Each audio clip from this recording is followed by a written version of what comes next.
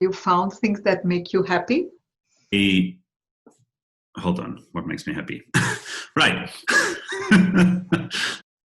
Oh, goodness. Well, the things that make me happy are probably the things that have always made me happy. The first thing, we are in social distance, but not in emotion distance, you know.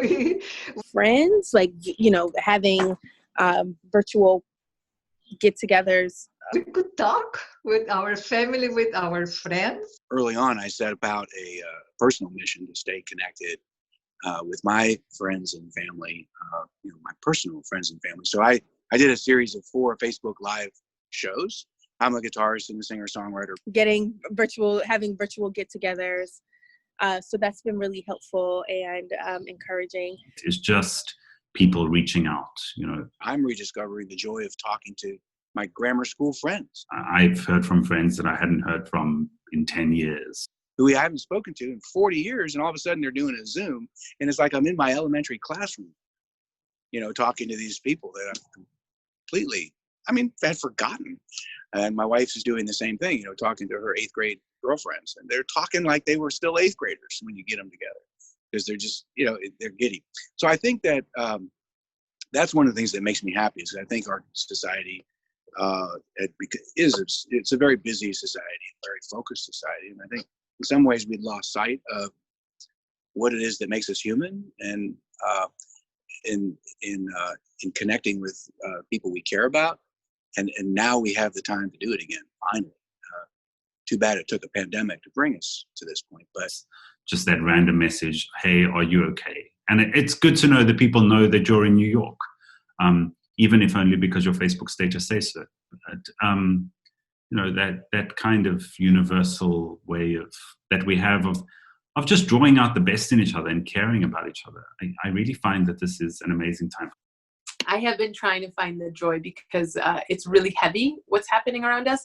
And so I'm like no use to my family when I'm really like all of this is really heavy, and then I bark at my children and I take it out on them and it's not their fault. So I feel like there's little joys that I'm trying to play with and lean into. We're all home. Have all this gift of time at home.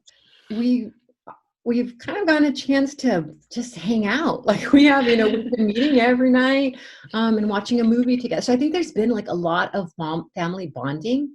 So whenever possible, I try to unplug from my phone and the internet and Facebook and all those things and sit down and read a book with my kids. I've been reading for pleasure, although it also informs my work more. So that's been really helpful. I'm reading a lot. I already read 6, 7 entire books. I'm reading, 50, 70 pages every night. It's going very fast. But this is something that I really enjoy to read. Or play a game with them, like an actual board game, or draw or paint or make an art project, or just run around and play soccer in the yard. Like they're still little, so they're really playful, and I'm trying to play with my children. I love that. I do love that about this time, that it allows us to spend a lot of time together. And then besides my kids and the joy that they do bring me, I feel like also what's helped me to slow down is like the times that I've cooked or baked something. We're all eating meals together. We're all eating, like lunch. We're now cooking for each other. We're having to clean. Or painted something, like something that requires my presence, and I'm doing it, and there will be some joy. So either the joy of painting and playing with color and making nothing in particular, and certainly nothing worthy of putting on a wall or anything, but just the action of creating is nice.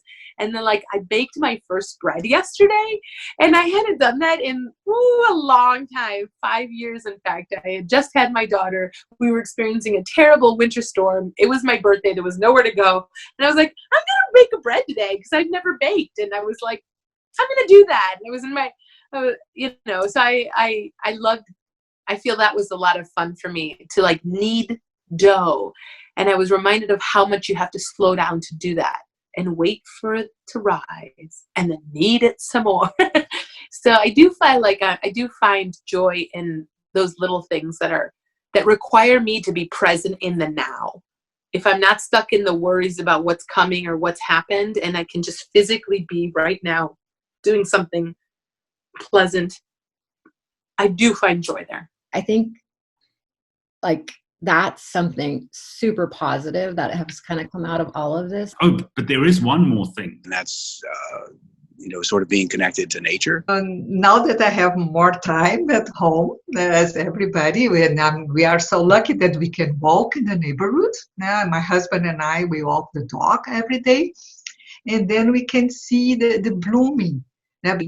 Just to be able to enjoy, the cherry blossoms turning from blossoms to then green leaves, was just spectacular this year, even though there were no crowds. Because every day we start with the cherry blossoms, with the trees and the gardens of the neighbors, because I have a small garden.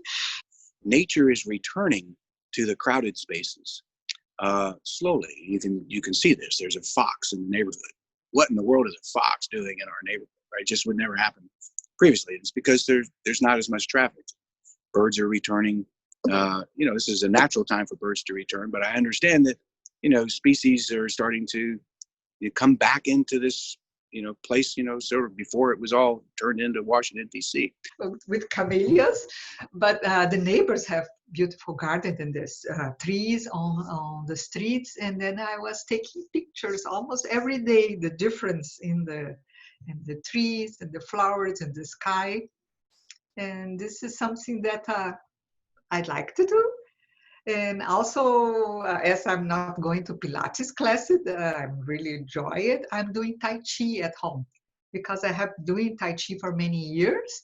And now I'm back. I found some old DVDs with the videos, and I'm practicing in front of the TV.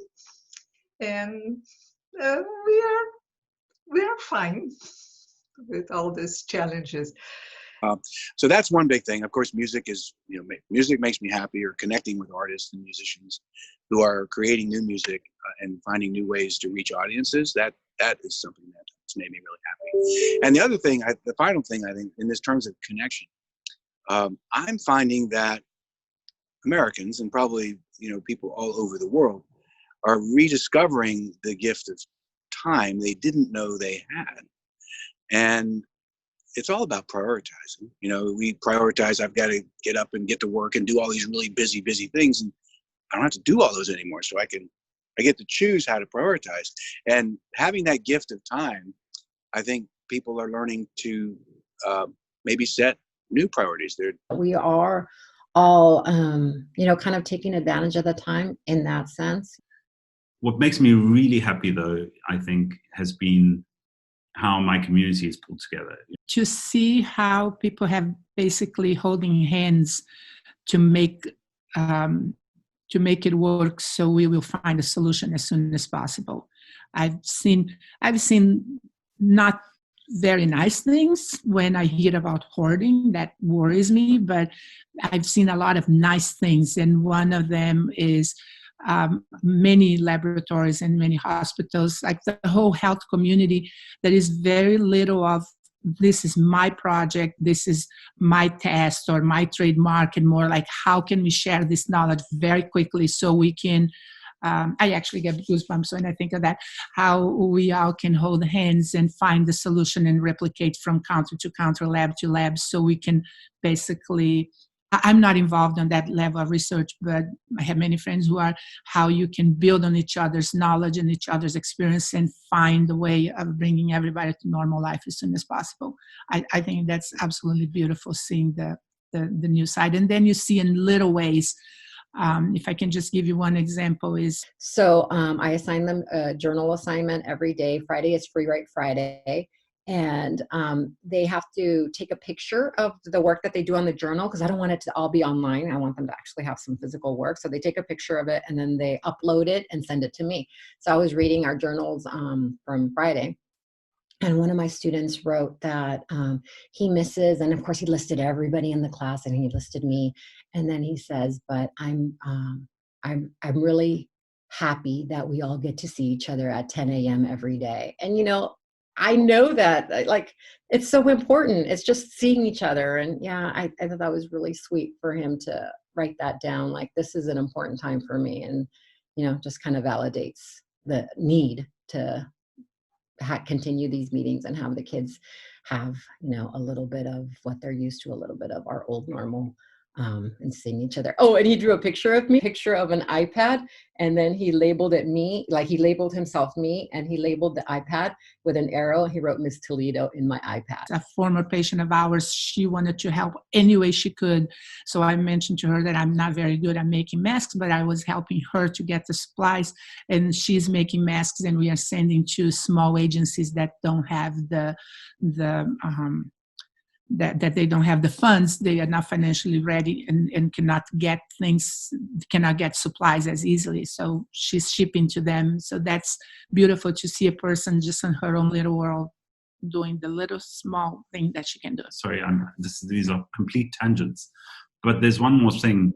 Now I pray every night, not only for family and friends, but for everybody that is suffering now, the entire world, the people who's losing their loved ones, the ones that are in the hospital, and pray for us to have a vaccine soon and new treatments.